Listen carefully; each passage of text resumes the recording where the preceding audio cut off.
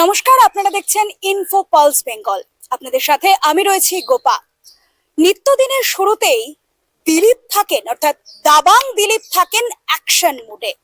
আজ অর্থাৎ এই দিনের শুরুতে, সপ্তাহের শুরুতে তার কিন্তু একেবারেই ব্যতীত নয়।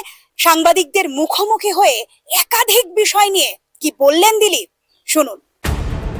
নিউ টাউনে সাংবাদিকদের মুখোমুখি হয়ে একাধিক গুরুত্বপূর্ণ ইস্যুতে মন্তব্য করলেন দিলীপ ঘোষ। জ্বালানির মূল্যবৃদ্ধি থেকে শুরু করে বুলডোজার অ্যাকশন, বিভিন্ন বিষয়ে কেন্দ্র ও রাজ্যের অবস্থান স্পষ্ট করেন তিনি। পাশাপাশি প্রাক্তন মুখ্যমন্ত্রী মমতা বন্দ্যোপাধ্যায়ের সাম্প্রতিক ফেসবুক লাইভ নিয়েও কটাক্ষ করতে শোনা যায় তাকে। ममता बनर्जी को अब स्थिति है कि पब्लिक के सामने आने की हिम्मत नहीं हो रही है, इसलिए फेसबुक में आपको लाइव करना पड़ रहा है, मैसेज देना पड़ रहा है। फेस टू फेस बोलिए ना, क्योंकि वो अधिकार खो चुके हैं।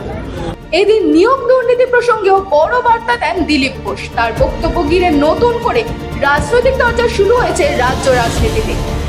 Bureau report, info pulse Bengal.